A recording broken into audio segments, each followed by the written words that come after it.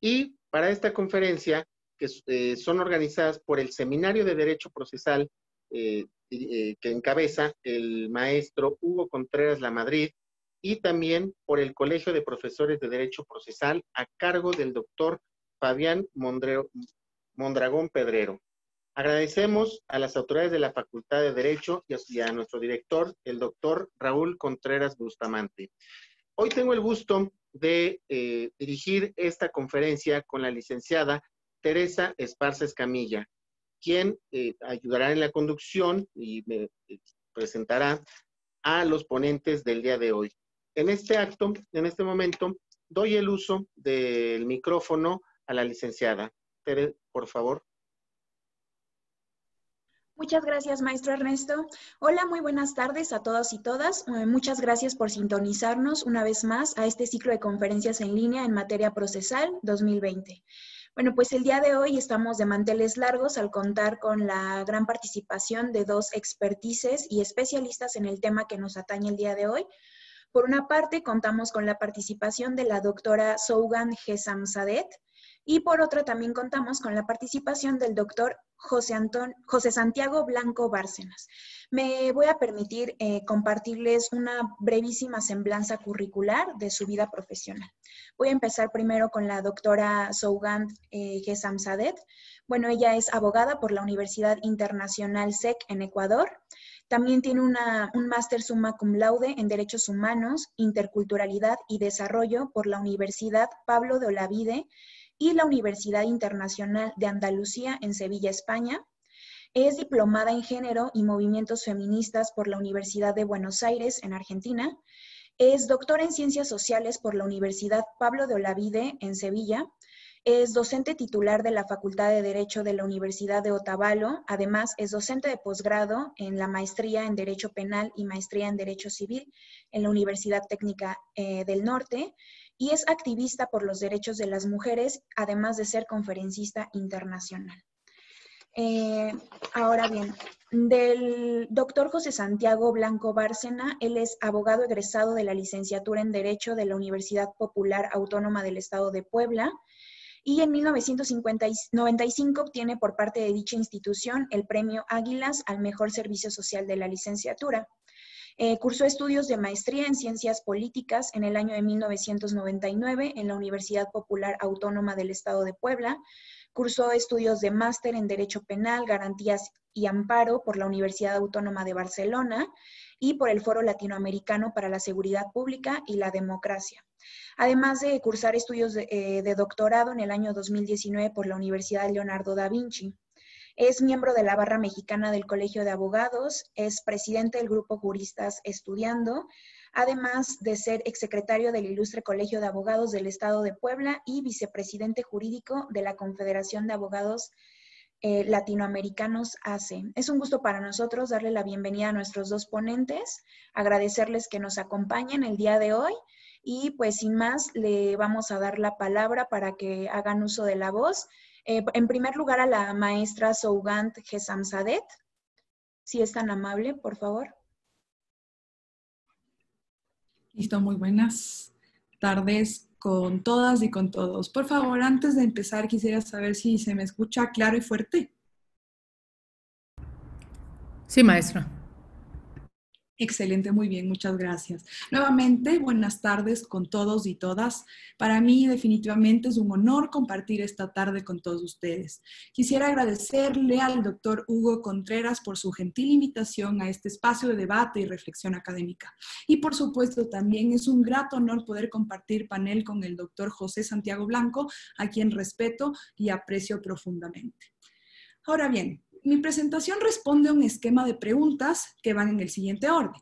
Primero, sobre el tema de esta conferencia, ¿hablamos de mujer o de mujeres? Segundo, ¿los cuerpos femeninos influyen en la vida jurídica? Tercero, ¿qué entendemos por el empoderamiento de las mujeres? Cuarto, ¿por qué no hablamos del empoderamiento masculino? Y quinto, ¿cómo alcanzar la igualdad material y cómo estos eventos transforman a la sociedad y fracturan las estructuras patriarcales y machistas? Bueno, planteadas las interrogantes, voy a irlas respondiendo una a una. Como primer punto tenemos la interrogante, ¿mujer o mujeres? Desde la cuarta ola del feminismo se viene hablando de mujeres en plural, particularmente desde la tan conocida interseccionalidad planteada por Kimberly Crenshaw, ¿no? Cuando expone que la etnia, el género, la clase, la orientación sexual, por mencionar algunos, son categorías que han sido construidas socialmente, pero que al estar interrelacionadas también son diferenciadoras. Por eso cuando hablamos de mujeres tenemos que considerar a la interseccionalidad como un punto clave.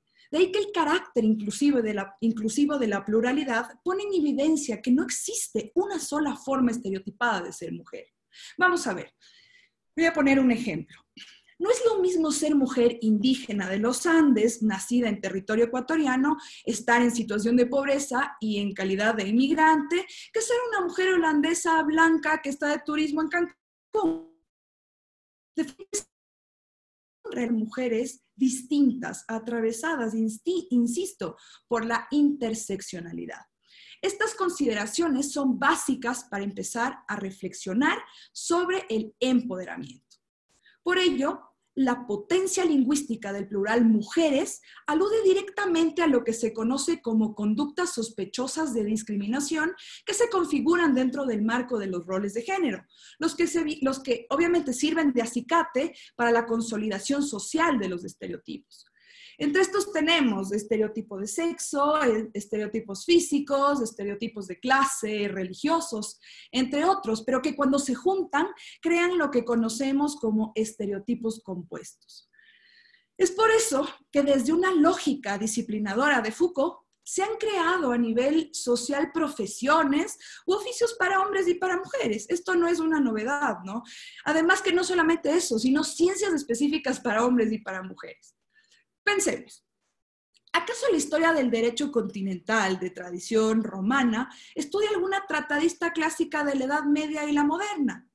Claramente no, porque el derecho fue construido por varones, mayoritariamente blancos, europeos y en algunos de los casos económicamente privilegiados. Es por eso que cuando alguien piensa sobre el derecho, las imágenes mentales que se aproximan casi siempre son figuras masculinas. Eso es un hecho. Es como cuando uno piensa también en la enfermería, en esta ciencia. ¿En qué se imaginan? ¿En un hombre o en una mujer? Incluso recuerdo una comedia de Ben Stiller en la que se hace burla, una gran burla, de que Ben Stiller era enfermero. Bueno, en todo caso, tanto la ciencia como el ejercicio del derecho se han diseñado históricamente por varones. Eso, aunque en la actualidad es discutible, la matriz de origen machista es clara e indiscutible. Ahora, pensemos en la dimensión política del derecho. Apenas finalizando el siglo XVIII e iniciando el siglo XX, cuando las mujeres logran los derechos políticos, es que se empiezan a abrir campo para el ejercicio de algunos cargos a nivel judicial. Fíjense, siglo XVIII, siglo XX, ¿no? Particularmente me refiero a los cargos de juezas de las altas cortes. Recordemos que los procesos de elección de jueces y juezas en varios países radican en métodos de democracia derivada. Es decir, son los senados o los congresos los que eligen a los magistrados. Entonces, siendo esto así, ¿cómo podía una mujer llegar a estos cargos si ni siquiera tenía todos los derechos políticos? Bueno, esto lo digo como referencia, ¿no? Para avanzar con la importancia del lenguaje. Sumamente importante hablar del lenguaje. Precisamente es tan importante hablar de mujeres y no solamente de mujer. Es por eso que el día de hoy voy a hablar del empoderamiento de las mujeres en la vida jurídica.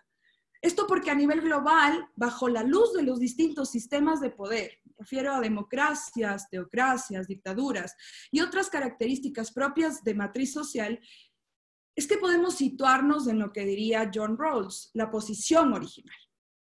¿Qué quiere decir eso? Que primero tenemos que reconocer qué somos, en dónde estamos, cuáles son los prejuicios que nos habitan. Y ahí sí, después de haberlos reconocido, poder despojarnos de aquellos prejuicios negativos y retirarnos el velo de la ignorancia. Por lo tanto, como ven, empezar a hablar de mujeres invita a un amplio desarrollo del conocimiento histórico, sociológico, antropológico, inclusive filosófico. Sin esto, no podríamos siquiera pensar hablar sobre el empoderamiento de las mujeres. Como segundo punto y como segunda interrogante tenemos lo siguiente. ¿Los cuerpos femeninos influyen en la vida jurídica? Pues claro que sí. Claro que sí. En términos de filosofía política actual, la corporeidad es fundamental. Foucault decía que al sistema capitalista le convienen cuerpos productivos y que estos cuerpos productivos deben responder a la disciplina. Disciplinas que, como había indicado ya hace unos momentos, se construyeron a partir de los roles de género. Entonces, dicho esto, los cuerpos de las mujeres no empezaron encajando en el rol del jurista, en el rol del juez, en el rol del magistrado. Y por todo lo señalado, es que en pleno siglo XXI tenemos que hablar sobre el empoderamiento de las mujeres en la vida jurídica, porque esta esfera de la vida no escapa a las múltiples violencias que sufrimos las mujeres. Me refiero a la sexual, psicológica y demás que provienen precisamente de la objetivización de nuestros cuerpos. Como tercera interrogante, nos planteamos lo siguiente. ¿Qué entendemos por el empoderamiento de las mujeres? Bueno, aquí vale la pena entrar aclarando una cosa. Lastimosamente a las mujeres nos toca eso, empezar aclarando. Pero bueno, el empoderamiento no es querer estar por sobre encima de los varones, sino apreciar, valorar, aceptar, experimentar de forma autónoma y libre las capacidades y decisiones en nuestra vida. Es saber que eres capaz de hacer las cosas. A veces le tenemos miedo a la palabra poder y la sociedad le huye al empoderamiento femenino. Pero no es de asustarse, sino de entender lo que en realidad significa. Hacer respetar las decisiones es empoderarse. No dejarse desvalorizar es empoderarse. Alcanzar las metas es empoderarse. Decidir sobre su vida y sobre su cuerpo es empoderarse. Todo esto, repito, en la dimensión de la autonomía del consentimiento, la libertad y el respeto por los derechos que tenemos como personas. Fíjense cómo es de paradójico el lenguaje, que para nosotras, en palabras sencillas, empoderarse es no dejar que se vulneren los derechos, lo que etimológicamente es contradictorio, porque empoderarse taxativamente significa tomar el poder. Bueno, entonces aquí tenemos que empezar a darle la vuelta a la significancia del empoderamiento femenino o lo que hemos venido entendiendo por algunos años y volcarnos más hacia su real concepto lingüístico. Eso es lo que vengo a proponer el día de hoy, ¿no? Y a la final esto termina siendo tomar el poder de nuestras vidas. Bueno, como cuarto punto, vamos a plantear la siguiente interrogante. ¿Por qué no hablamos del empoderamiento masculino? Muchas veces se dice, sí, porque hay empoderamiento de las mujeres, empoderamiento femenino. ¿Por qué no empoderamiento masculino? Bueno, la respuesta es contundente y sencilla. No es necesario. Porque en términos generales, la sociedad nos empodera desde que se conoce que su sexo es masculino. Culturalmente hay consideraciones más favorables para los varones que para las mujeres. Eso es innegable e indiscutible. Por ejemplo, quien hereda un reino no es la primogénita, sino el primogénito. Aclaro que solo si no han nacido niños varones, entonces se cuenta con el orden del nacimiento entre mujeres. Y si no, pues, como había dicho, primogénito varón. Ejemplo de ello, las monarquías europeas, asiáticas y africanas, es decir, en casi todo el mundo, ¿no? Y de eso una larga lista de ejemplos, podría decir, inclusive algunos cotidianos, como darle el plato de comida más grande al papá o al hijo varón. O que en un restaurante, si estoy en pareja, me refiero hombre y mujer, y se pide la cuenta, se la pasan al varón. Siempre se la pasan al varón, aunque quien vaya a pagar sea la mujer. O fíjense que la mayoría de países del mundo, aclaro, no en todos, países como Brasil y Portugal no lo practican así, pero el primer apellido de una persona es el paterno, no el materno. Estas cosas, aunque parecen nimias y baladíes, realmente dicen mucho, muchísimo de la composición social. Entonces, académicamente hablando desde la microfísica del poder, la sociedad está construida para los varones. Ojo, esto no implica que no existan varones en condiciones de vulnerabilidad y mujeres que en ciertos aspectos gocen de más privilegios comparativamente, como habíamos señalado antes. Pero estadísticamente, las vulneraciones de derechos a nivel material las seguimos viviendo las mujeres. ¿Y por qué es eso? Porque desde el principio de la creación del Estado de corte moderno, no podíamos elegir ni ser elegidas. No podíamos estudiar. No podíamos dedicarnos a ciertos oficios, entre otras cosas. De hecho, la educación se construyó bajo esa lógica diferenciadora de formar a los varones para dominar el ámbito de lo público y construir a las mujeres para el ámbito de lo privado. Esto pasa con el libro de pedagogía más famoso del siglo XVIII. Muchos de ustedes lo conocerán. Me estoy refiriendo al texto de Jean-Jacques Rousseau, titulado Emilio o de la educación, en donde realmente se dan pautas de educación diferenciada. Para recordarles un poco, Rousseau decía en palabras resumidas que los niños debían ser educados diferente a las niñas, porque supuestamente, según él, tenían una capacidad superior. Decía también que una niña sin un niño no podía alcanzar su desarrollo. Ojo algo, ¿no? Estamos hablando de Rousseau, uno de los ideólogos de la Revolución Francesa, uno de los ideólogos de los principios de libertad, igualdad y fraternidad. Es por ello que esto fue muy criticado por Mary Wollstonecraft en su famosa obra La Vindicación de los Derechos de la Mujer. Bueno, y justo por todo lo que estoy señalando en cuanto a esta estructura matricial diferenciadora, es que en la cuarta ola del feminismo nace el término sororidad, que vendría a reemplazar al término fraternidad, que habla de solidaridad entre varones. Me refiero no a la concepción lingüística, ¿no?, sino a la comprensión filosófica de la época. Este tema es algo que siempre les comento a mis queridos y queridas estudiantes en la clase de género y que vale rescatar en esta ocasión, puesto que es una forma de improntar estas estructuras del derecho que han sido cimentadas y erigidas con una balanza inclinada siempre hacia lo masculino. Y por último, quisiera hacer la siguiente interrogante. ¿Cómo alcanzar la igualdad material? ¿Y cómo estos eventos transforman a la sociedad y fracturan las estructuras patriarcales y machistas? Pues la respuesta empieza desde lo pequeño para ir hacia lo más grande. Esta ya no es una tarea solamente del derecho, sino también una búsqueda personal por la igualdad. Nos convoca a deconstruirnos y crear una nueva sociedad en la que hombres y mujeres podamos ejercer libremente nuestros derechos.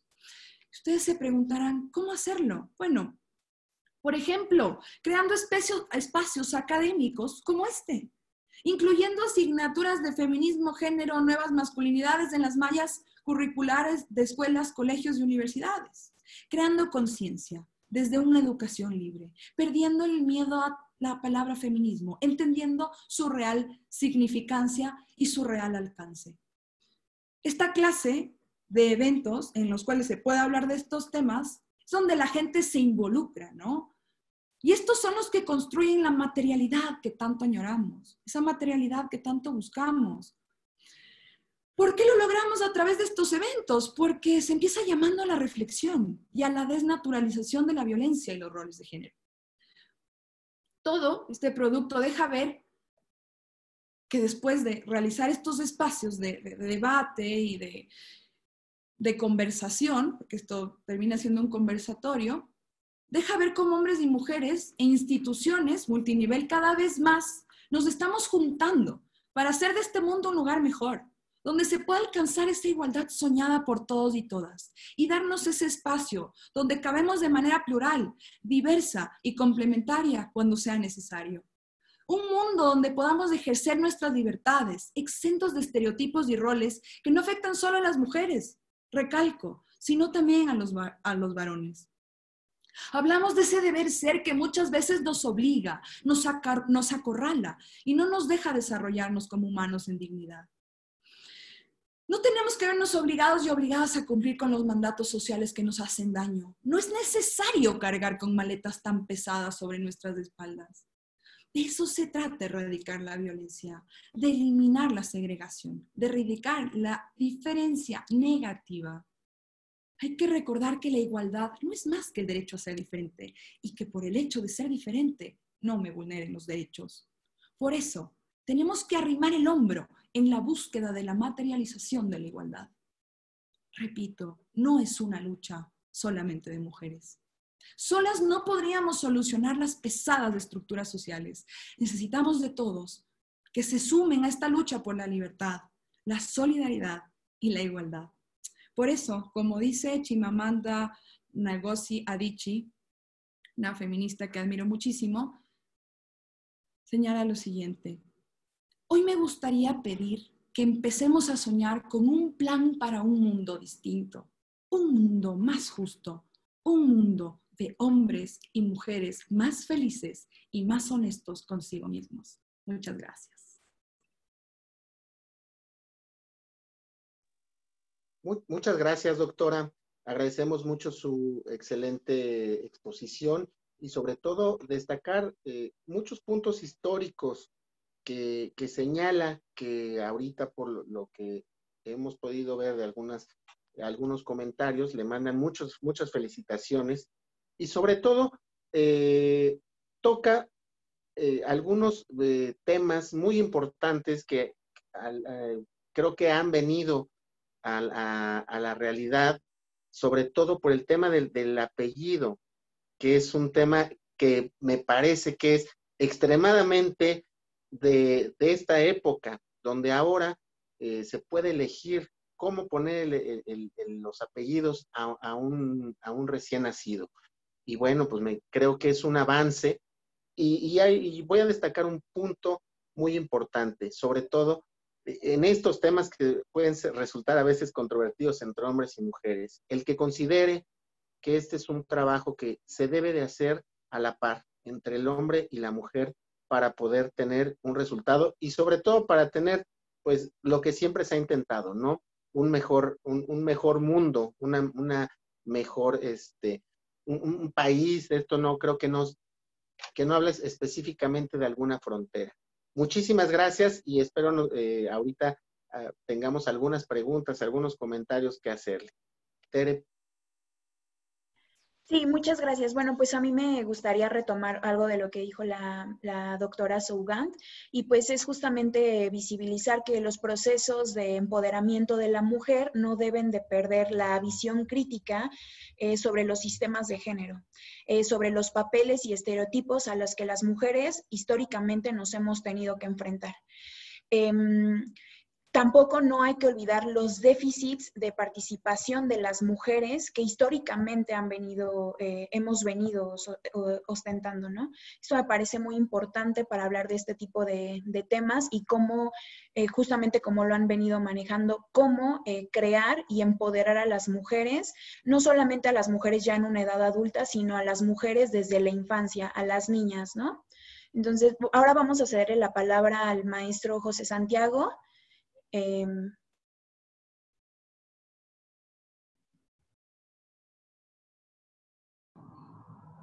Adelante, maestro. Bueno, muy buenas tardes a todos.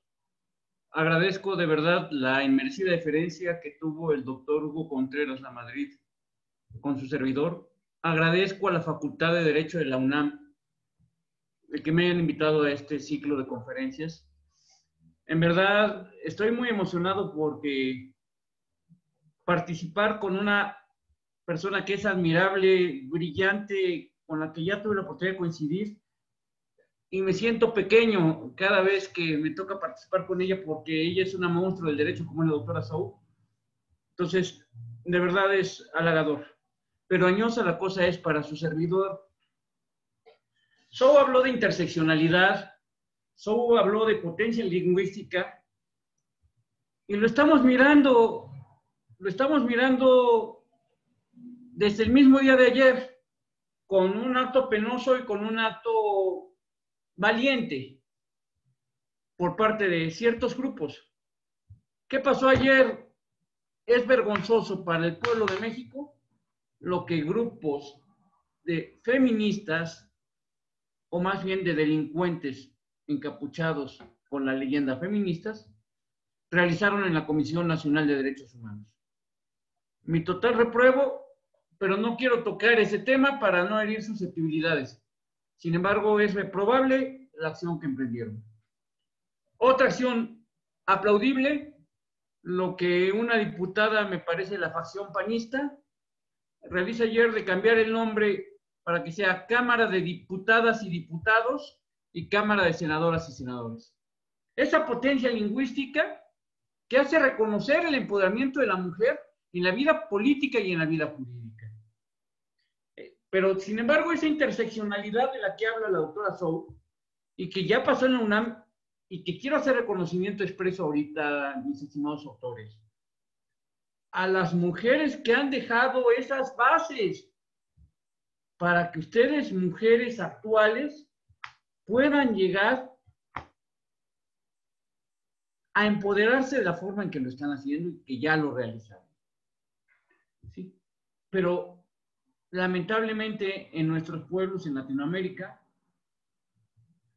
a pesar de que los derechos humanos en sus principios habla de la universalidad, artículo 1 de la Constitución Política de México, que fue reformada en el 2011 gracias al triste caso de Ravilla Pacheco, es la verdad, versus México, que la ministra Margarita Luna Ramos y el ministro Cosío se pronunciaron respecto de esa situación y se vino la reforma para que el artículo 1 constitucional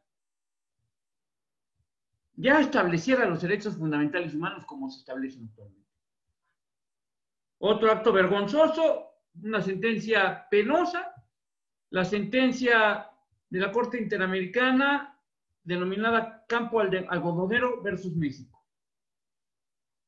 donde pase lo que pase y esa sentencia histórica de la Corte Interamericana nos deja mal parados. Como a Chile lo dejó parado, también hablando de una gran lucha femenina, el caso de Atala Rifo y Niñas versus Chile. Esa mujer con una tendencia sexual lesbiana, luchando por sus hijas a capa y espada, y logró una gran sentencia de la Corte Interamericana, Atala Rifo versus Chile. Efectivamente, Zhou nos hablaba de que la sociedad huye o huimos de un empoderamiento femenino.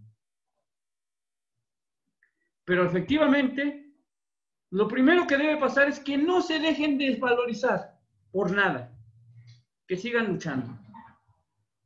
Quiero manifestar con gran orgullo que tengo también en gran estima y he coincidido con ella 2 veces, con la primera directora de la Facultad de Derecho de la Universidad Nacional Autónoma del Estado de México. Con la primera directora de la Universidad Nacional Autónoma del Estado de México, la doctora María Leoba Castañeda Rivas. Esa doctora,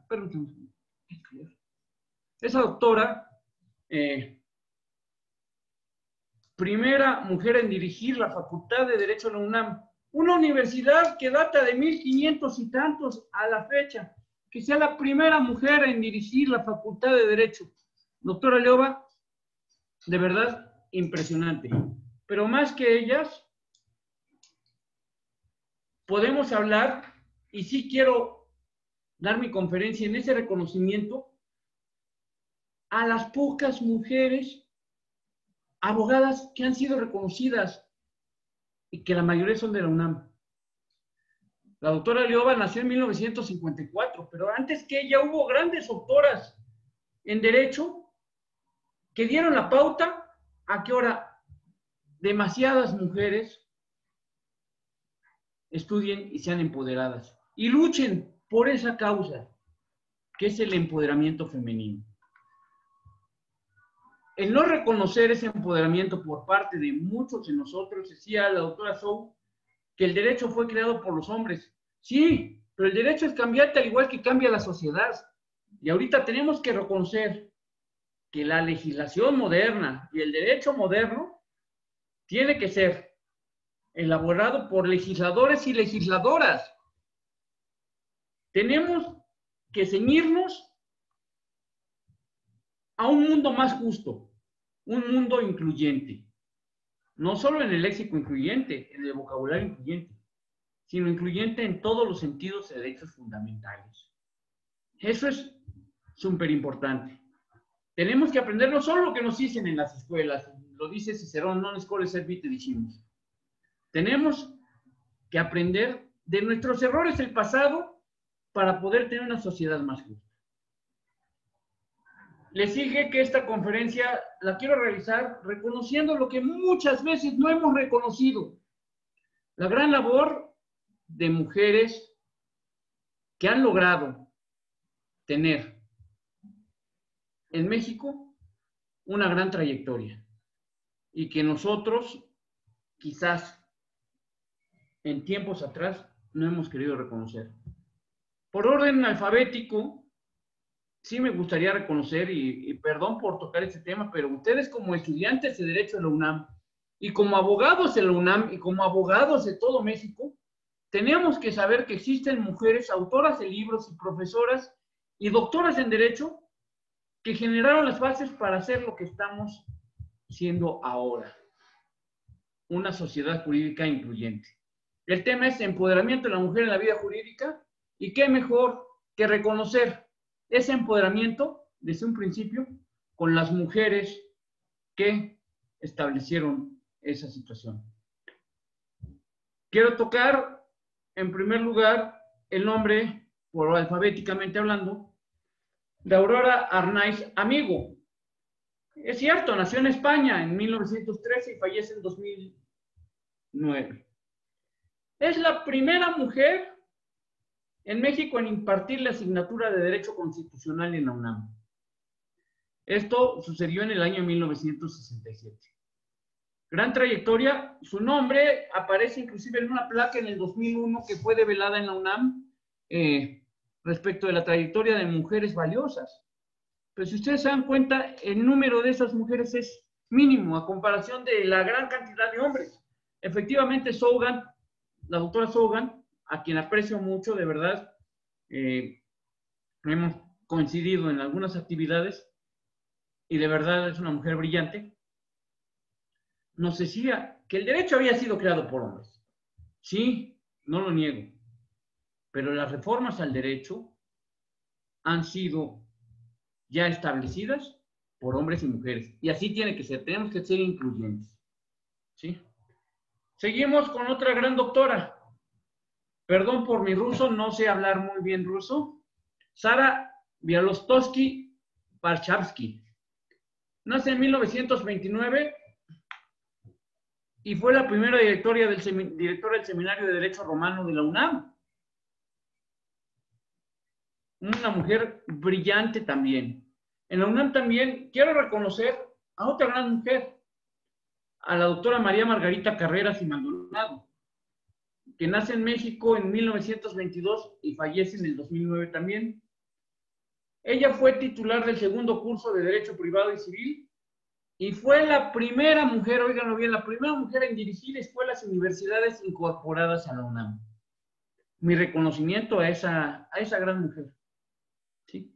La primera mujer en dirigir escuelas incorporadas y facultades y universidades incorporadas a la UNAM. La doctora Mirta Chávez Padrón, de Tampico, que nace en 1925. Esta doctora Marta Chávez Padrón es la primera doctora en Derecho egresada por la Universidad Nacional Autónoma de México. La primera. Y de verdad, haber logrado esa lucha entre tantos hombres, si ustedes se dan cuenta, cuando nuestros padres y nuestros abuelos nos educaban, efectivamente las universidades eran para hombres. Era muy difícil encontrar una mujer en una universidad. Y que sea la primera doctora Marta Chávez Padrón en ser la primera mujer en ser doctora en Derecho, y aparte Fue la primera directora del Registro Agrario Nacional. Admirable su trascendencia. Otra, la doctora Victoria Kenciano, nacida en Málaga en 1889, perdón, y dio grandes aportes a la Universidad de México. Precisamente habló sobre el derecho en las prisiones, sobre victimología, sobre penología, y fue maestra emérita de la UNAM. Tiene grandes reconocimientos, no solo en la UNAM, también en Nueva York, en París y en España, que es su ciudad, su país natal. Otra gran doctora, María Elena Mancilla y Mejía, directora de la Universidad Femenina y profesora de Derecho Internacional en la UNAM. Tiene una célebre obra en conjunto con el doctor Leonel Pérez Nieto Castro respecto del Manual del Extranjero en México, un libro bastante leído y recomendado para precisamente a todos los que se dedican al derecho internacional y para los extranjeros. Como también de Derecho Romano, la profesora Marta Cecilia Murineu Duarte, doctora en Derecho de la UNAM, con diversas obras publicadas por el Instituto de Ciencias Jurídicas de la UNAM. Y para terminar con Elvia Arcelia Quintana Adriano, que nos habla de Derecho Corporativo y también una doctora brillante de la UNAM. Son unas mujeres que han trascendido y que no les hemos reconocido, porque siempre reconocemos a los juristas del sexo masculino, como lo decía la doctora Sosa. Es momento de reconocerlas y por eso dije sus nombres ahorita. Tenemos que ser una sociedad jurídica incluyente. Mi reconocimiento también a quien ahorita dirige la política interna del país, como es la ministra Olga Sánchez Cordero, y como han sido la ministra Piña, la ministra Luna Ramos, y muchas ministras de la Corte. ¿Por qué? ¿Y por qué hablo de esto? Porque muchas veces nos piden equidad de género, paridad. Y paridad y equidad de género no consiste, que quede muy claro, y en eso Saúl ha estado de acuerdo conmigo, no consiste en que sea mismo número de hombres y mujeres en un puesto o en una institución. Significa, y es lo que quiero que entendamos, que en las mismas condiciones, con las mismas reglas, con el piso parejo, se pueda competir para obtener esos puestos. Eso es lo más importante. Mismas condiciones. ¿Por qué? Porque, como lo comentábamos en la ponencia anterior, las situaciones de desigualdad han hecho que anteriormente los hombres que ocupaban esos puestos abusaran y no permitieran ese empoderamiento del que ahorita felicito y del que brindo por ello. Por eso el tema de hoy, empoderamiento de la mujer en la vida jurídica, es reconocer ese empoderamiento. Ese empoderamiento que nos lleva a que digamos los abogados que los jueces deben juzgar con perspectiva de género. Pero para que un juez juzgue con perspectiva de género, lo ideal es que tanto las partes, sistema penal, que es lo que yo manejo, defensa, como asesor jurídico, como Ministerio Público, actúen también con perspectiva de género. Esa perspectiva de género no como una situación que se nos ocurrió, como una ocurrencia. No. Señores, el derecho al género, la perspectiva de género, es un derecho humano, es un derecho universal. No vamos a hacer un copy-paste relativo a que si funcionó a lo mejor en España, o funcionó en Francia, o funcionó en Ecuador, va a funcionar en México. Yo tengo unas teorías que le llamo yo adaptaciones jurídicas, lo que Daniel Bonilla Maldonado tiene un libro que se llama Trasplantes Jurídicos, y don Raúl Eugenio Zaffaroni nos habla de desembarcos jurídicos en esa genealogía del derecho penal. Yo hablo de adaptaciones jurídicas, pero no se trata de adaptar, reitero, en este caso no se trata de adaptar lo que es perspectiva de género o lo que ha funcionado en otros países en México. Tenemos que ser conscientes que esa universalidad, que ese derecho humano, como es el derecho de género, lo tenemos que aplicar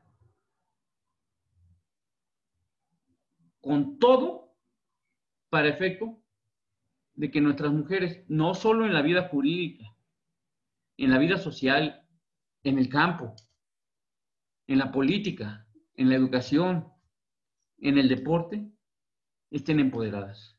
Esa interseccionalidad nos hace pensar que pocas tienen la suerte de estudiar una carrera de derecho. Sin embargo, la mujer de campo, la mujer obrera, la mujer deportista, tiene derecho también a empoderarse.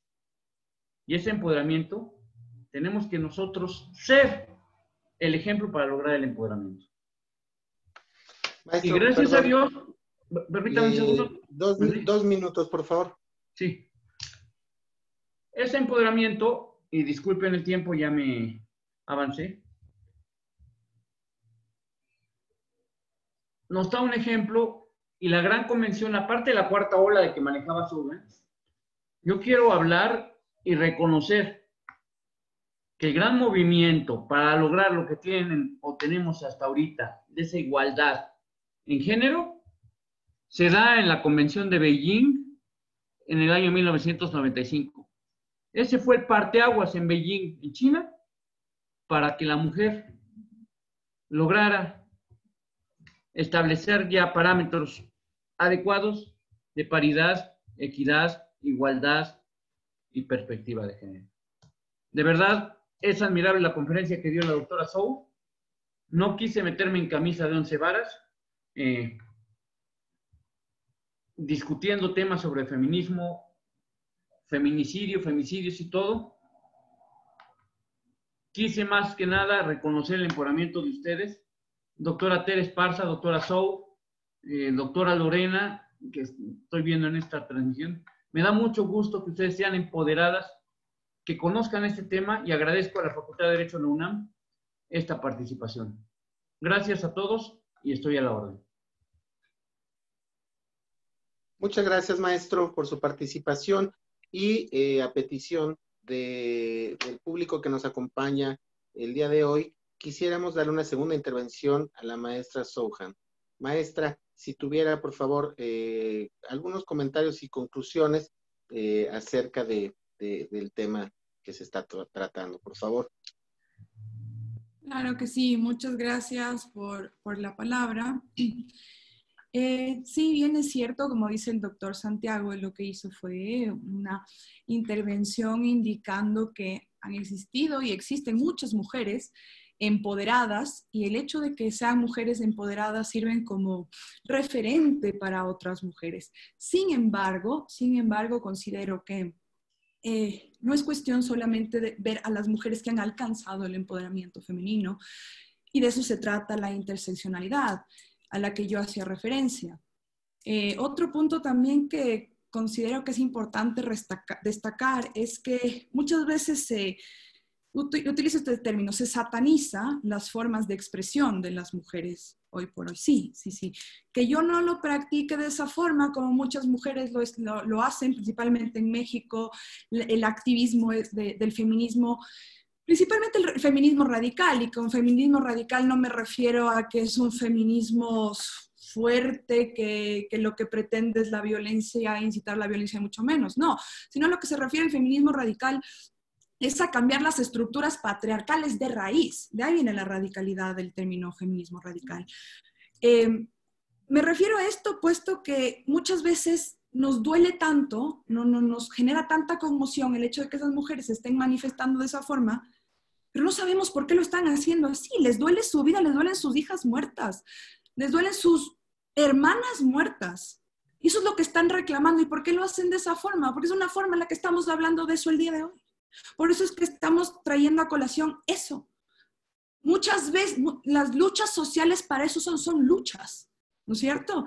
Que han tenido muchas veces que alcanzar ciertos grados de conmoción y de fuerza social para ser visibilizadas.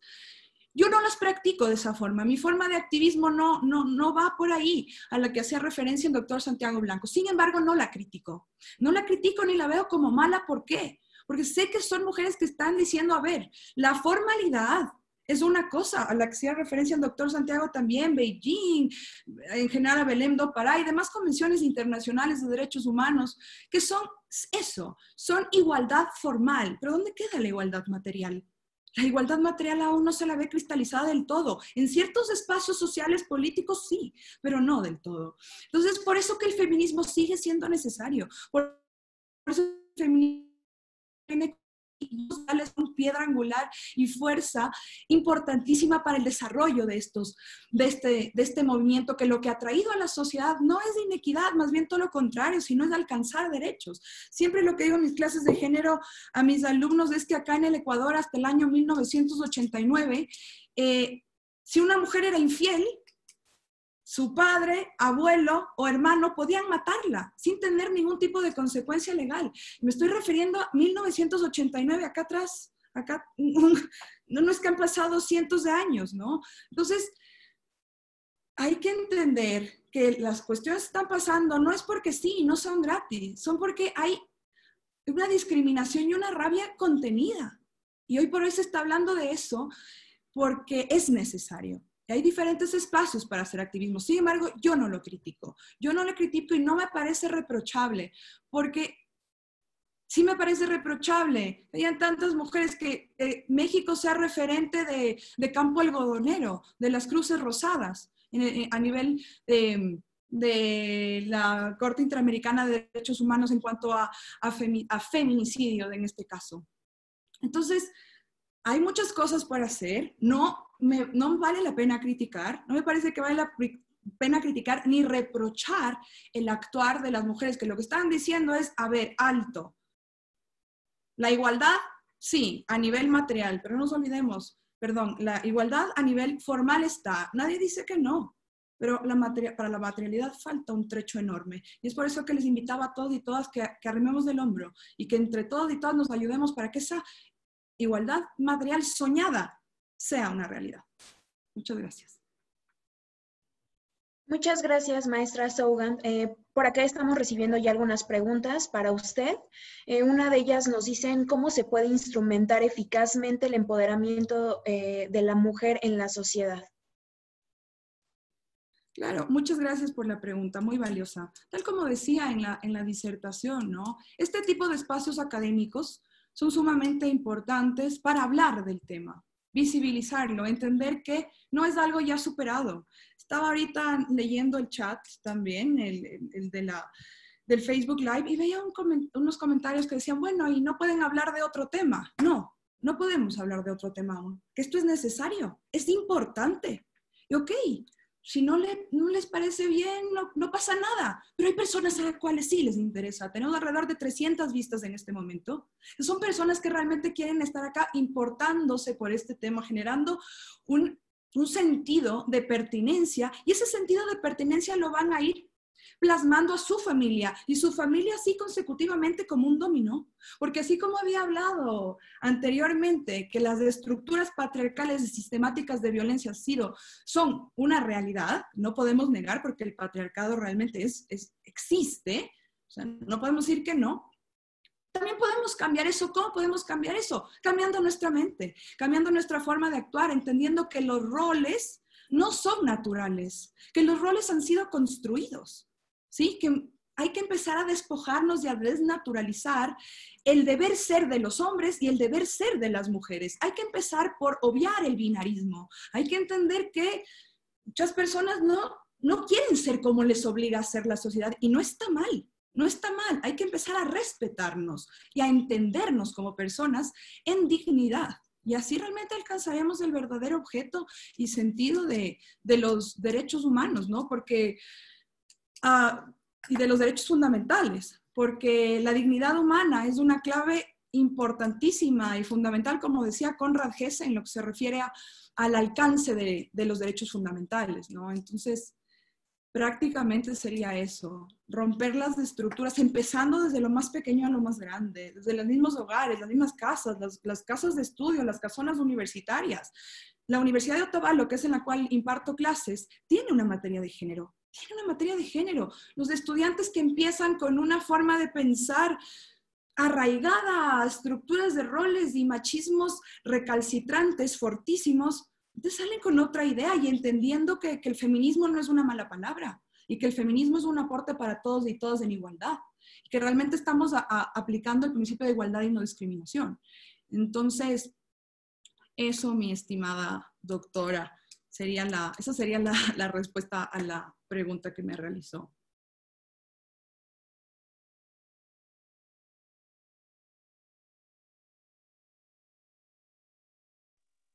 Muchas gracias, doctora. Pues tenemos muchas preguntas aquí que le están haciendo. Y una de ellas es, ¿usted qué propone para que existiera en el sistema legal ecuatoriano este tipo de igualdad? Si realmente existe, si se presenta, o cómo se podría llegar a dar en el sistema jurídico que ustedes actualmente manejan. Claro, muchas gracias. Bueno, esta pregunta viene de la mano de la anterior, ¿no? Si hablamos dentro de la formalidad del derecho, muchísimos avances, muchísimos. Inclusive hay una ley específica acá en el Ecuador para erradicar la violencia contra las mujeres. Sí, la formalidad está ahí. La formalidad está ahí, ¿no? En cuanto a leyes y demás, con lo que tenemos no sobraría, pero bastaría. Sin embargo, somos nosotros como sociedad los que tenemos que entender que eso tiene que ser llevado a la materialidad. Repito lo mismo que en la anterior. La formalidad está. Tenemos instrumentos internacionales de derechos humanos, tenemos la Constitución del Ecuador es una constitución garantista, existe una ley específica para erradicar la violencia contra las mujeres, el tipo penal femicidio está contemplado en el Código Orgánico Integral Penal, acá en el Ecuador, y demás. La formalidad está. Lo que tiene que cambiar es la materialidad, y para que cambie la materialidad somos las personas los que realmente tenemos que entender esto como una realidad y como un problema. No considerar que esto ya es algo del pasado y que el machismo no existe y que el feminismo es un invento y que existe la ideología de género. Empezando por ahí, entender que si hablamos de ideología de género estamos cayendo en un error gravísimo, toda vez que no se trata de una ideología. No es una ideología, ¿ya? Es una teoría. ¿Es una teoría aplicable a qué? Ciertas realidades y entendiendo la problemática social y demás. Entonces, repito, la respuesta está en nosotros como sociedad. Que los profesores y profesoras en las aulas de clase hablemos sobre esto, que no tengamos miedo de hablar de estos temas, de que realmente entendamos que para que la sociedad avance, la desnaturalización de la violencia, la desnaturalización de los roles preestablecidos es primordial, o si no, la formalidad no nos acompaña mucho. Gracias, doctora. Digo, por cuestiones de tiempo, vamos a hacer una pregunta más. Y dice que si considera que los estados que han recibido alguna sentencia por parte de la Corte Interamericana de Derechos Humanos, si considera que estos estados, como es el caso de México, han cumplido con estas sentencias. Y si han cumplido, si realmente al momento se han actualizado todos estos supuestos de, obviamente, en algunos casos, por ejemplo, existe la reparación y todo, pero como en todas las resoluciones se trata de inhibir, continuar con algún tipo de prácticas que vulneren estos derechos. Excelente pregunta, me encanta, muchas gracias por hacérmela. Bueno, que hay una reparación integral total, no, porque uno de los puntos específicos son las medidas de no repetición. Estamos viendo que los feminicidios siguen existiendo y que el Estado, ¿qué ha hecho al respecto? Sí, actúa y demás. El Código Penal mexicano contempla el delito de feminicidio, ¿no? De femicidio y demás. pero en sí, más allá de eso, como medidas de no repetición, no ha existido. Que hubo un busto que pusieron indicando que efectivamente murieron estas chicas en Juárez y demás cuestiones. Y de ahí las indemnizaciones económicas a sus familiares y demás, pero las medidas de no repetición, tal como está contemplada en la sentencia, yo no veo que el Estado mexicano las haya realizado. Por otro lado, si nos referimos a una sentencia de Corte Interamericana reciente, que es el caso Paola Albarracín Guzmán Albarracín, versus Ecuador, en la cual la Corte Interamericana de Derechos Humanos sentenció al Estado ecuatoriano, justamente porque después de 17 años se constató que en una escuela fiscal acá en el Ecuador, un vicerrector abusó de una menor. Acá en el Ecuador las distintas instancias locales claramente no hicieron nada, pero a nivel interamericano y la Corte Interamericana hoy por hoy resolvió hace meses atrás. Veamos qué pasa al respecto. Espero que de que este tipo de recomendaciones y que obviamente son de carácter obligatorio, de aplicación obligatoria, tengan que ser cumplidas, es el mismo Estado el que tiene que dar seguimiento. ¿Ya? En el Ecuador, el caso del Ecuador es la Procuraduría General del Estado junto con la Secretaría de Derechos Humanos, pero es el mismo Estado el que se tiene que hacer cumplir a sí mismo, y ahí está el problema, es ahí donde tiene que actuar la sociedad civil, es ahí cuando los grupos sociales tienen que generar fuerza. ¿Para qué? Para que esto se cumpla, puesto que es el mismo Estado el que tiene que hacer cumplir lo que se le fue obligado. Muchísimas gracias, doctora Sougand.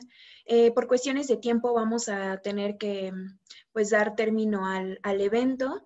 A mí me gustaría decir como a modo de conclusión que, bueno, el empoderamiento de las mujeres debe ser un proceso tanto individual como colectivo, y esto debiera ser un objetivo prioritario de todos los países, de todas las sociedades, justamente para que, como un objeto para lograr una igualdad efectiva en todos los ámbitos de la vida de los hombres y las mujeres. Agradecemos mucho la participación de la doctora Sougand Gessamzadeh. Esperamos tenerla muy pronto en otros eventos que organice el seminario y el Colegio de Profesores de Derecho Procesal. Y también agradecemos mucho la participación del doctor José Santiago Blanco. Agradecemos a ambos que se hayan tomado pues el tiempo para estar con nosotros, apoyarnos, y pues no nos queda más que agradecerles y pues darle una vez más por parte de todo el equipo del Seminario de Derecho Procesal y del Colegio de Profesores de Derecho Procesal, agradecerles que hayan estado con nosotros esta tarde. Si quieres agregar algo más. Muchas gracias, Tere. Pues nada más concluir agradeciendo a los ponentes del día de hoy e invitarlos a que nos acompañen en la siguiente conferencia. Y como bien lo mencionó Tere, a ver si nos acompaña la doctora Sougand en otro tema, porque creo que quedaron muchas preguntas, y sobre todo por ser un tema tan recurrente y por su valiosa participación, me parece que quedaron muchos puntos que se podrían tocar, y sobre todo, bueno, pues con la claridad que lo expone la maestra, bueno, pues nos gustaría. Al maestro José Santiago Blanco, muchísimas gracias por acompañarnos, a ustedes por acompañarnos en una conferencia más el día de hoy, y bueno, pues no queda nada más que agradecerle al Seminario de Derecho Procesal y al Colegio de Profesores de Derecho Procesal, y obviamente a la Facultad de Derecho, a nuestro director Raúl Contreras Bustamante, y a ustedes por su presencia. Muchísimas gracias. Gracias. Gracias, y a seguir luchando por esa materia.